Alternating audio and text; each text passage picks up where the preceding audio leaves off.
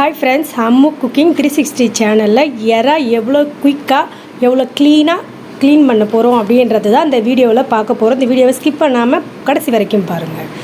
இப்போ எறா 1 கிலோ எடுத்திருக்கோம். இந்த எறாக்கு வந்து ஃபஸ்ட்டு தண்ணி ஊற்றி ஒரு க்ளீனிங் பண்ணிவிடுவோம். அதுக்கப்புறம் தண்ணி நிறையா அந்த எறா முழுகிற அளவுக்கு தண்ணி பிடிச்சிக்குவோம்.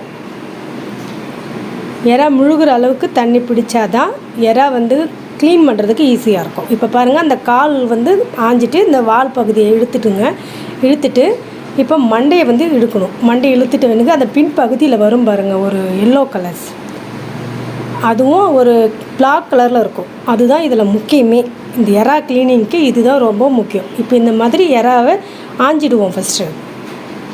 இப்போது ஆஞ்சி எடுத்தாச்சுங்க. 1 கிலோ எறா ரெடி ஆகிடுச்சு. இப்போ இதை எப்படி வாஷ் பண்ணி க்ளீன் பண்ணுறதுன்னு பார்க்கலாம். ஃபஸ்ட்டு ஒரு தண்ணி பிடிச்சி நல்லா, அதாவது ரொம்பவும் பிசையக்கூடாது, லைட்டாக அந்த 5 விரலை வச்சு மட்டும் பிசைஞ்சு இருத்துக்கலாம் தண்ணியை.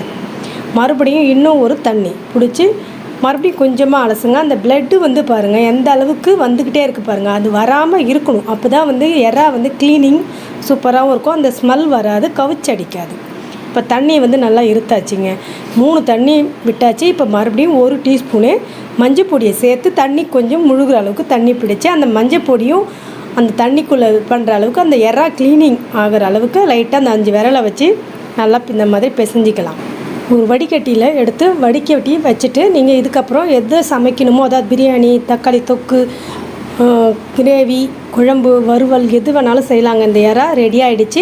இப்போ இந்த எறாவுடைய மண்டையை என்ன பண்ணலான்னு, எங்கள் வீட்டில் டாக் வளர்க்குறோம், அதுக்கு 2 தண்ணியை ஊற்றி நல்லா அலசிட்டு ஒரு நல்லா அவிச்சு டாகுக்கு யூஸ் பண்ணிக்கலாங்க. உங்கள் வீட்லேயும் டாக் இருந்தால் இந்த மண்டையை வேஸ்ட் பண்ணாமல் அந்த மாதிரி செஞ்சு போடுங்க. உங்கள் வீட்டு டாகும் சந்தோஷப்படும்.